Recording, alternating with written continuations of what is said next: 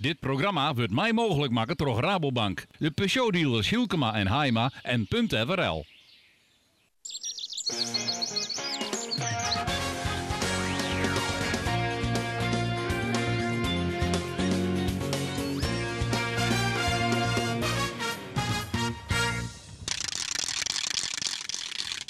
Boeren en burgers en butelieën, James Jong en nou, naar het Scootjesjournaal vanuit de prachtige Slettenmar. De vrije wienziekje is een kunst, maar ermee omgaan, dat komt er pas echt op aan. Goejoen en welkom bij het Scootjesjournaal dat nog nooit zo mooi onkundig is. Van in die prachtige Slettermen, maar dat van de middag ik een geweldige wedstrijd weer. En daar praten we vanzelfs over na. Dat doen we met verstanalist Elke Dijkstra en met Klaas Peres van de Zes Gebroeders. Of Makkem, zat je het nemen willen, die het goed doggen in het klassement van de Grutte A. Maar het gaat net alleen nog om de Grutte A hier bij de IFKS. We hebben een B, een C en een Lietse A. Andor Faber, uw verslagjouwer, is bij Pieter Jilles Tjulker aan boord bij de Engelina Smeltekop. Dat alles, dadelijk in het Scootjesjournaal. Maar we beginnen vanzelfs met dat prachtige sleet en de mensen daarvan. Sueño cuando era pequeño sin preocupación en el corazón. Sigo viendo aquel momento. Dat is laag uit. En waarom? Ja, omdat ik dat leuk vind. Dat vind ik mooi, daar sta ik achter. En dan hebben we het al wat. Sleet viel mooi. Nou, dan is dat al leuk. Das Wasser ist ein bisschen kalt, aber sonst geht's.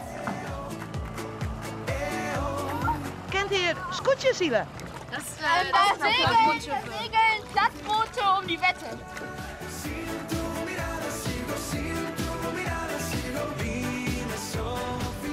Hey, hartstikke bedankt hè. Tot de volgende ronde. Hoi. Fijne dag hè? Hetzelfde hè, je hem ook. Mooie zielerij. Dat hopen we maar.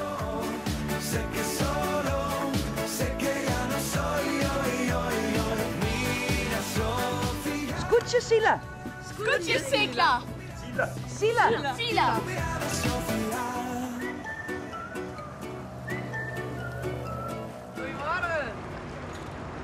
Gooi je ik wel eens mis? Nee, Altijd raak? altijd raar. Even kijken hoe mij dan gaat lukken hoor. Oh ja, dat gaat lukken. Ja, dank je. Zijn er wel eens mensen die gewoon niet betalen? Soms wel. En wat doet u dan?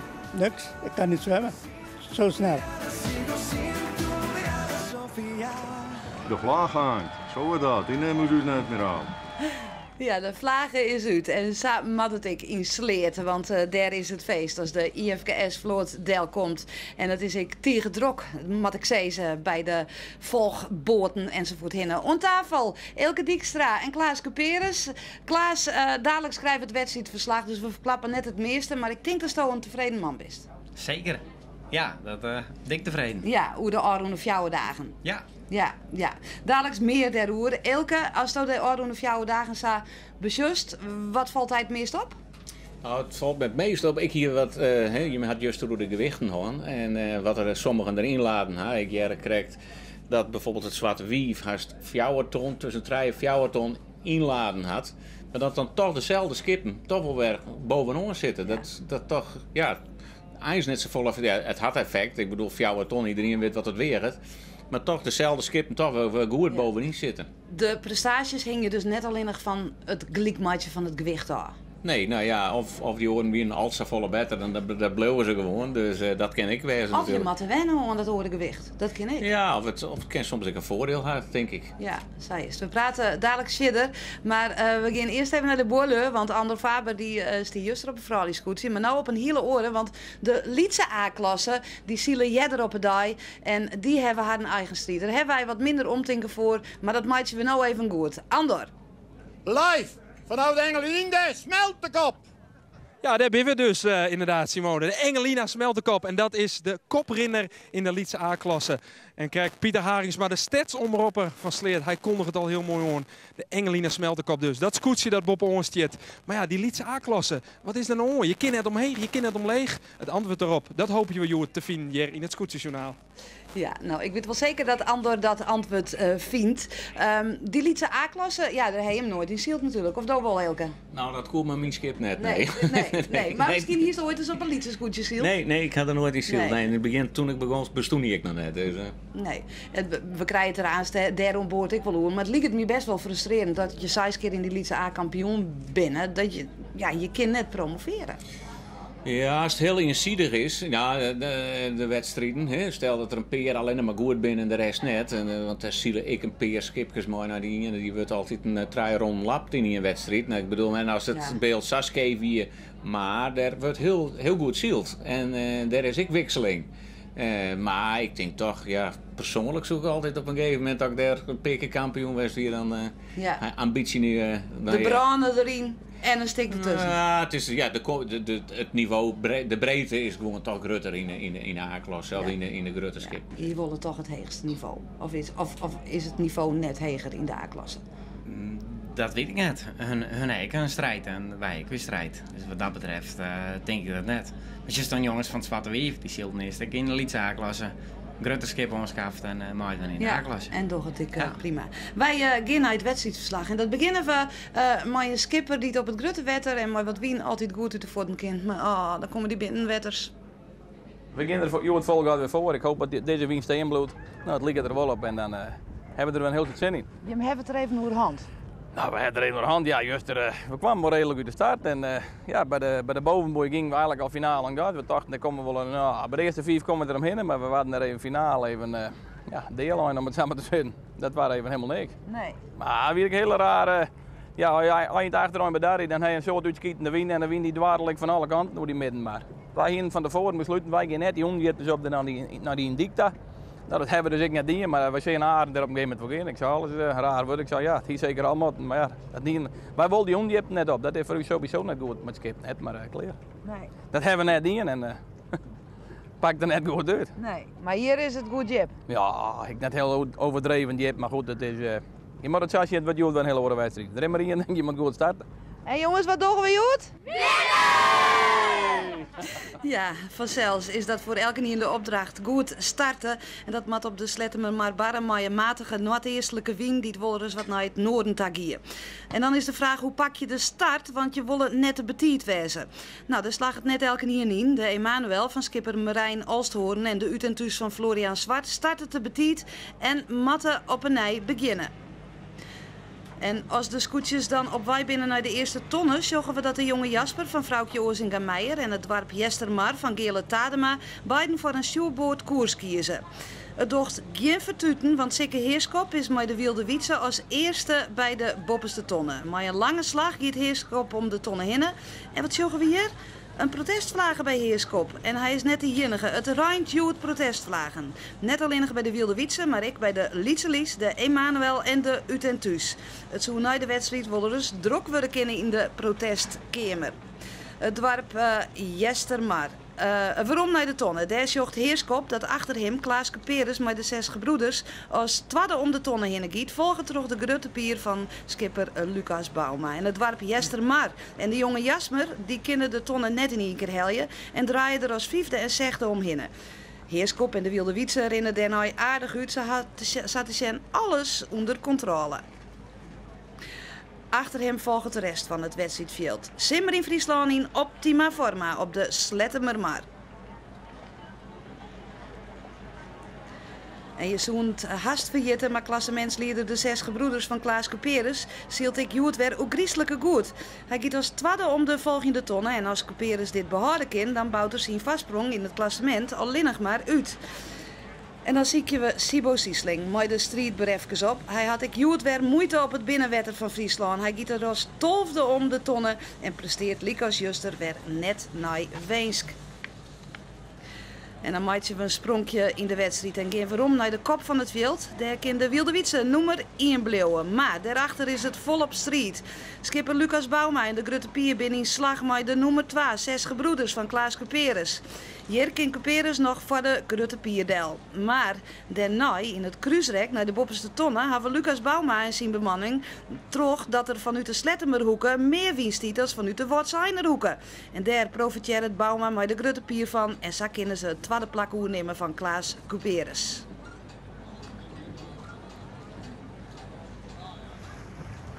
De Wilde Wietse liet het in het Vaderwienserek onbedriegen op kop te lezen. De spanning zit hem vooral daarachter, want we zorgen dat vrouwtje Ozinga-Meijer en de jonge Jasper een inhaalslag maatje. Ze werken haar vanuit de middenmoot op naar het derde plak en dat is wichtig vanzelfs met het eer op het klassement. Want daarin stiet Ozinga-Meijer tweede en is het belangrijk voor haar om ik Joet mij voorin te dwaan. En in die missie slag het ze, want hier is te zien dat Ozinga-Meijer een hele lietse vastsprong had op klassementsleider Klaas Couperus en de 6 gebroeders.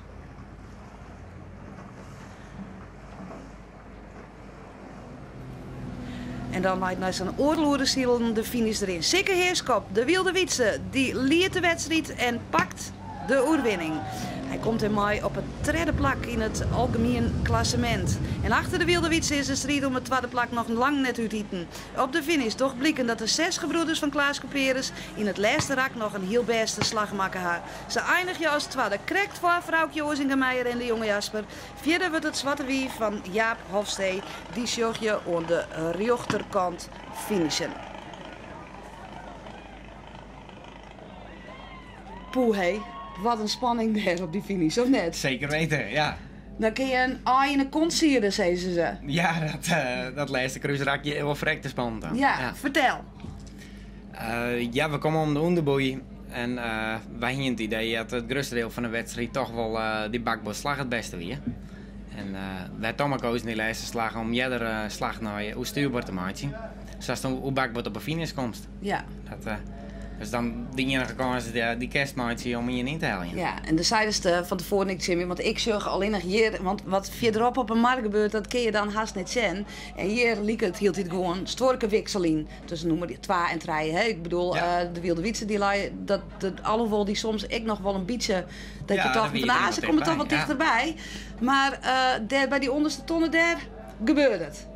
Ja, dat gebeurde. Wij waren niet helft van de wind. Die jongen Jasper hier in zijn onder uur terug. Ja. En in het cruiseraak krijg voor de finish. Als dan? Of hij dan van... Nou, dat valt op zich wel mee. We weten dat ze er eens rennen voor de wind. Dus dat... doe bloos rustig. Ja, nuttig toch? Ja, het was een mooie wedstrijd Eelco, of net? Ja, ik zie het van de morgen week geleden op het startschip. En toen zie je er in die wedstrijd net zo volle spanning in. En de commissie zei, wat maar we nou voor baan erin lezen, hoe hebben we het nou nog wat spannend, maar het publiek wat ik wat zien. En toch is het ze weer slagen om een prachtige baan. Want wie echt hetzelfde was zoals zeker, die had geen moment rust gehad. Nee. Die is wel op kop bleven, maar die is net losgegaan. Je ziet hem deun op een kont een keer. Dus die een prachtige wedstrijd. Ja. Hebben nog enig moment gehad van nou misschien komen we daar nog wel zo dichtbij dat... Helemaal in het begin dacht ik nog van nou, misschien we varen wat heger. Misschien komen we er wel bij. Maar de volgende cruiseraking dan varen zeker ik zo heger dat er net op rennen weer. Nee. Wij zullen even naar het klassement van Disse Dai. Dat laten we dat eerst met waan, want er zijn een heel soort protesten. Dus eerst maar gewoon de uitslag zat hij erheen leidt. Wilde Wietse dus als eerste, de 6 gebroeders. Klaas Couperus, tweede. De jonge Jasper, tredde. Het zwarte wief, Mai Hofstee, vierde. Grote Pier, Lucas Bouma.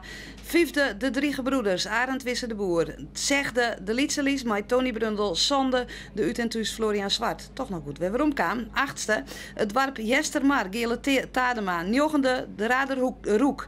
Tiende, Elkje Twa. Elfde, de Strietber. Tolfde, Jonge Rijn. Trettende, Emmanuel. Veertjende, de Eenvoud, Remy de Boer. Ian Eileste en zegtjende de hoop op zegen van Paul de Koe. Nou zei ik al, van er binnen heel soort protesten. Ik leeuw dat er zo'n binnen. Heeft er wat van mij gekregen? Wij hebben er heel weinig van mij gekregen. Jij hebt het naar de finish woord, dus we zijn wel even naar de protestcamper geweest om even te zien of we net toevallig van opwinnen of dat je mis al ja, je weet het nooit. Nee. Maar nee, daar weet ik niks over nee. op. Dus, nee. Wij hebben contact met de protestkamer. Uw verslagjouwer de hele middag op de radio. Afke Boven, die is er. Afke, is er al wat meer bekend over al die protesten? Nou ja, er is bekend dat er zo'n vlaggen over de finish kwam. Maar nou betekent het net per definitie dat ze een protest in gaan. Wie weet dat de jonge Rijn een protest in de eenvoud de eelkje 2 in de jonge Rijn en de umpire in de eelkje 2. En ook kwam Jeroen, je krijgt verbier in en die had dat protest van de umpire verlen. Hoe dat precies al in mijn koor zit, dat woerde net zeggen. Hier wie er wel wat van aankoest. We zien hier ran ik met 10 tro. Ik heb verloren en weg was hij. Daar rent er nog wat van de Emanuel tjen Jestemar. De strijdber tjen de eelkje 2. En dan haast weer een heel groepje bij mijn koor. Die tjen mijn koor en in mijn koor. De Wilde Wietse, de Emanuel en de Utentuus. Die een flinke buts in de boeg had. En ik het Berghout leidt stikken onder de boord. Dus daar zeggen we, krijgt Tony Brundel alweer op afstappen. Die gaat daarheen om eens even te jaren hoe het er al je vast hier daar. Hoe die er dan weer precies mee te krijgen had, is ook weer de vraag. Ze binnen ook wat geheimzinnig. Wist wel van ja, ze willen nog net de volle season totdat ze allemaal je daar sprutsen. Dus het is nog lang net uiteten. En dat betekent dat pas de tweede protest nou bepraat wordt. En wie zit hier te wachten tot we meer weten? Nou, Afke, ik wens je een heel soort succes. Respect dat ze het al hier even op vertellen koers. Want ik snap er al helemaal niks meer van wie, wat en hoe. Dobbel? Net helemaal, nee. Nou, dan ben ik nog zieler. Ja, dat is toch jammer, al die protesten. Ja, maar jij hebt het al bij. Ja, jij hebt het toch bij. Wist, ik lees nou het klassement even voor. Zat het zonder protesten wijzen zo. En dan doe ik dat ik nog eens een keer op de fout wijzen. Ik doe het wel goed, maar wel al mijn aantrek van de minste wedstrijd. En dat schijnt officieel nog net zo te wijzen. Maar goed. Vrouwtje Ozinga Meijer, die stiet eerste met 4,9.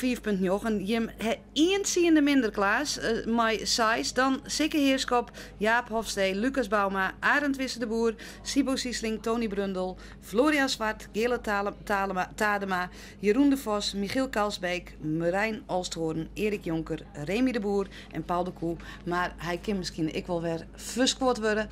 Want de protesten, daar is nog geen duidelijkheid over. De protesten, daar heeft ook net zo volle lijst van. Nee, dat gaat best. Ja. Als het krek van de middenmoot wat is, dan valt dat meestal wel mee. Ja. Ja, tuurlijk kan er een keer een situatie voorkomen. Ja. We zitten over de helft, hè?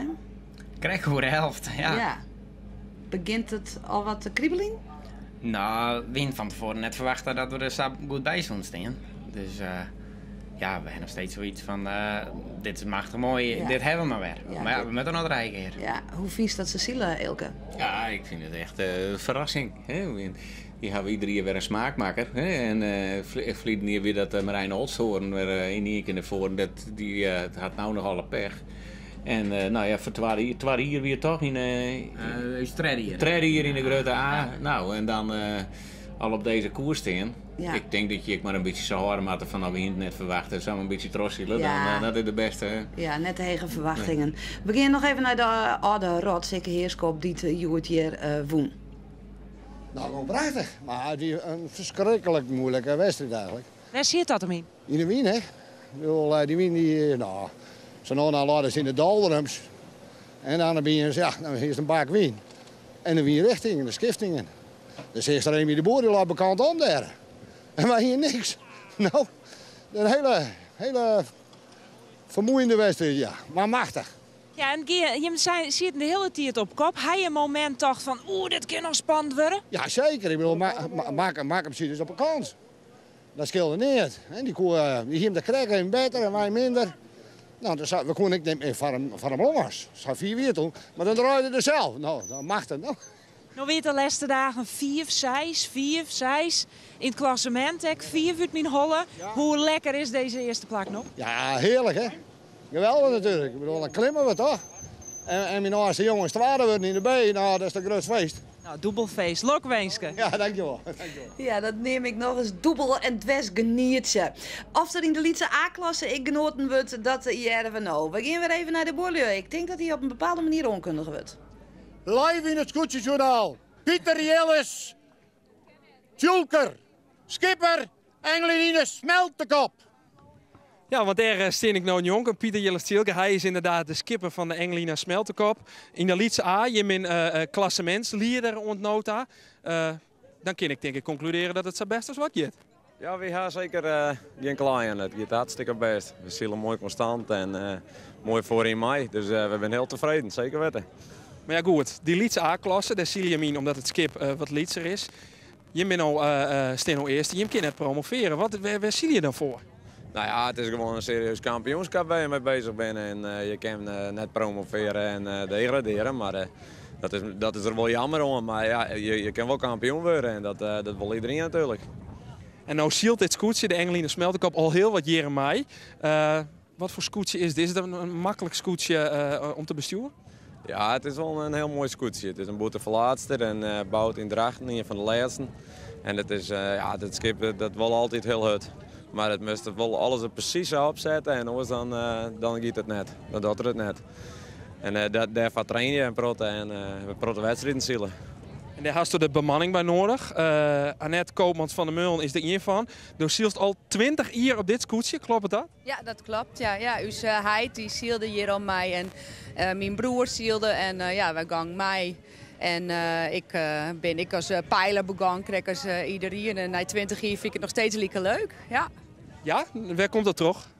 Nou, zielen is een fantastisch mooi speeltje. En het scootjesielen, de oude historie van die schepen. Zielst op boten van 100 jaar oud, dat jouwt een extra gevoel erbij. Ja, dat verveelt gewoon nooit. Nou ja, schoonheid waar, het is prachtig. En dan kan ik nog dingen uit opbloeien, hè, uit dat scootjesiel. Ja, ik heb mijn man kennenleerd in de feesttent in Lemmer. Ja, dat klopt.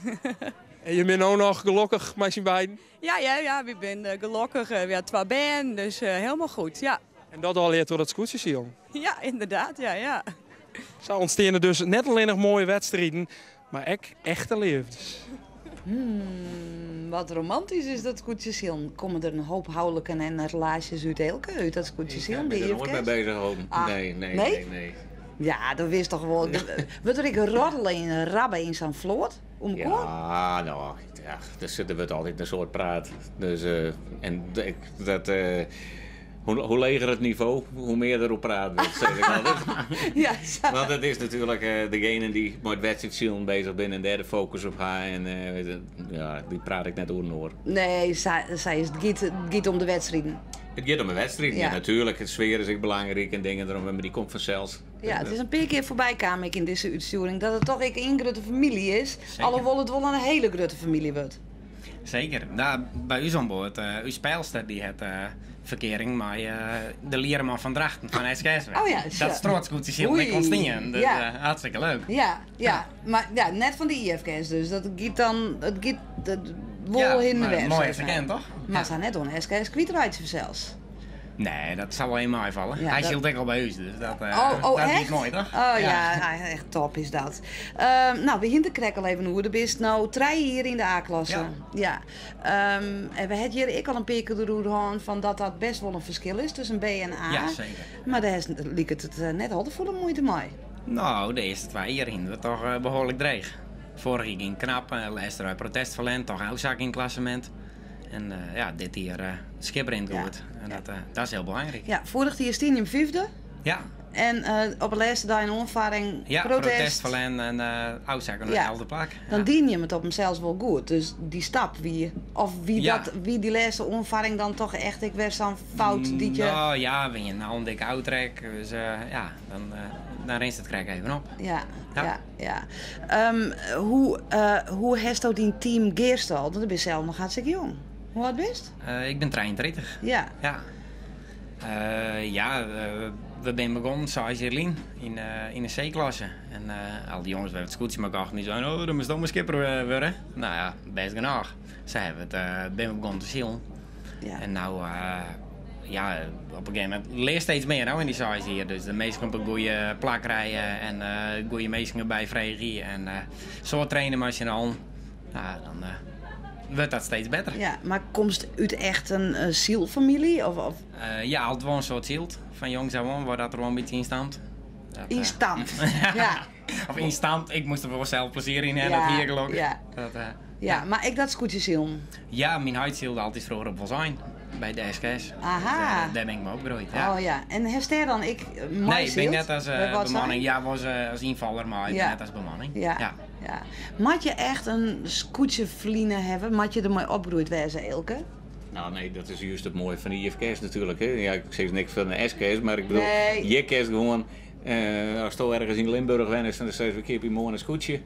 Ze zullen wel wat over uitspreken, maar dan komen ze dan keerperstien en dan is het wetter op. Ja. Dus en het is natuurlijk zielen. Het is wedstrijd En als dan in de laser radiaal zielst of op een scootje. Het lijkt het me nog wel een verschil. De basisprincipes zijn precies hetzelfde. Ja. De zes wat meer meeskomt op boord, dat klopt. Nee, maar ik kan me wel voorstellen dat als je net, ik bedoel net qua schippersgeslacht of zo, maar als je erin opgroeit, dat het makkelijker is om scootjeskipper te worden. Ja, dat denk ik wel. En dat ben ik de mogelijkheden. Want ik bedoel, je wil het weten wat er voor kapitaal op het wetter lijkt. En wat er geïnvesteerd wordt qua yield en tijd. En wat dat betreft vind ik het natuurlijk prachtig als juist dat die... Nou, ik al in de IFK's, dat wordt altijd toch als jonge verenigingsjongen. Maar dat er al, er zit al 3, 4, 5 bij van scootjeskippers. Ja. Dat het gewoon een familieskip worden is. Iets skip ik net verkeerd, maar die gewoon... vrouwtje is dan het mooiste voorbeeld eraan. Ja. Maar nou ik al de jonge Jan, die van Huisman, de Zwaarhuis. Nou, het wordt ook al de bekende naam, zeg maar. We weten net hoe het klassement er uitkomt te zijn na al die protesten. Maar Jim, kansen hè? Ja, we hebben kansen. Hoe viel het nou echt omkomen? Nou ja, we moeten nog 3 keer zielen. We kunnen nog 3 keer verprutsen. Dan staan we ergens in de middenmoot, denk ik. Nee, dat gebeurt net. Nee, dat hopen we net. Nee. Daar beginnen we voor. Nee, we binnen hoe de helte, Ilke. Ja. Jouw zo'n grote kans? Ja, ik vind ze heel veilig en safe zielen. En dat hij je neder bekeken zielen. Vrouwtje doet dat ik trouwens. Ik doe het zelfs soms heel voorzichtig wat ik zeg. Maar en dan is het schaken. En dus...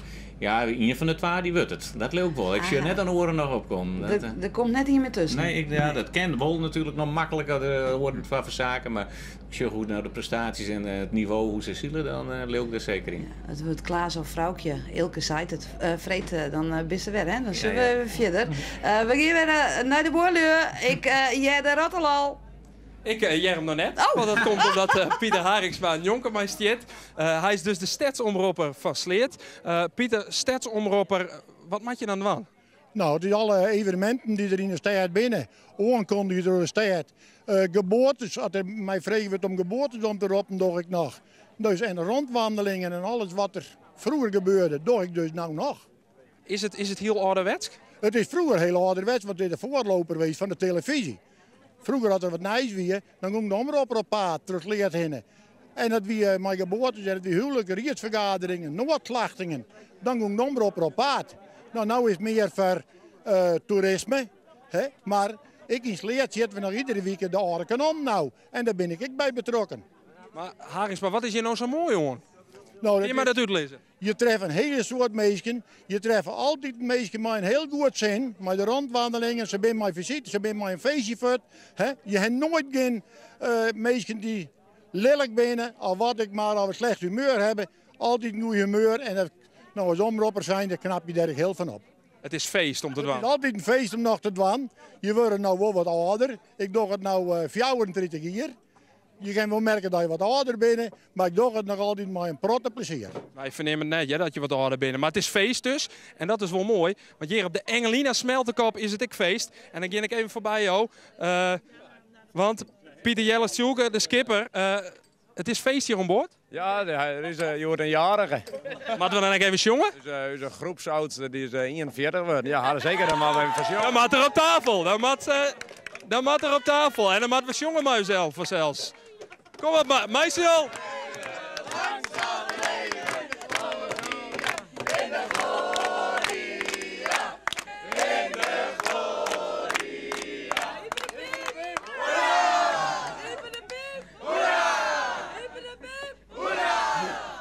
Ja, ik vanuit de studio Lokweenske en waar weet ik sneun Lokweenske voor deze skipper, deze Pieter Jelle-Tjoeke, dat hij kampioen wordt in de Lietse A.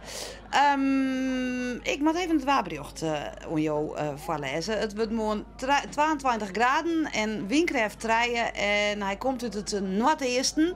Dus Klaas, eigenlijk weer haast hetzelfde als Joet, hè? Of weet Joet wat meer dan strijden? Het weet af en toe wat meer en af en toe weer rijden. Ja. Is dit je wien? Ja, bevalt dus best. Ja? Mag ik wel wat meer komen, ja? Mag ik meer komen? Ja? Daar jou niks om. Jim jou daar gewoon helemaal niks om. Wat wien betreft, Elke, de Oranje 3 weken, ik bij de SKS, we hebben niet te klagen. Hè? We hebben wel oren hier aan. Ja, zeker. Nou ja, het is altijd mooi dat iedere wedstrijd er ook in kan. Ik ben nog een beetje bang voor sneeuwen, want dat... Vlieden hier of 2 jaar? Nee, Vlieden hier volgens mij. Ik toen, dan gaat de laatste wedstrijd net terug. Nee. En dat is altijd het spietigste wat er is. Dus zwaar ik gewoon als het 2 dagen in ieder geval Bob en Ongens is. Ja. Dat is wel belangrijk. Ja, want de voorspellingen voor sneeuw zijn toch weer een beste positie. Ja, 5 tot zomer. Ja. En dan Zuidwest, dan komen ze de baai in rand van Lemmer. Dus dat wordt spannend. Maar daar is Klaas ik net bang voor. Daarom, het is nog 3 dagen. Ja, het is nog 3 dagen. Dat kan nog alle kanten uit meid waar. En ik maak het kampioenschap. Zeker. Er mat dit hier onder Eindta voorzield worden, denk ik. Ja, dat is ook hier zo. Ja, maar goed, soms rennen mensen eruit, hè? Ja, dat is weer, ja. Of erin stoot er een Safir uit dat het... Dat verwachten we net. Dat hopen we al natuurlijk, maar het wordt regen nog. De jonge Jasper gaat het. Dus we wachten begint, het We zorgen het. Tig dank voor je komst naar de studio. En morgen ben we er weer van Ichtener Bregen. Met een nieuw scootjesjournaal, orengasten. En weer, ik hoop je, een spannende wedstrijd. Graag, on morgen. Doeg.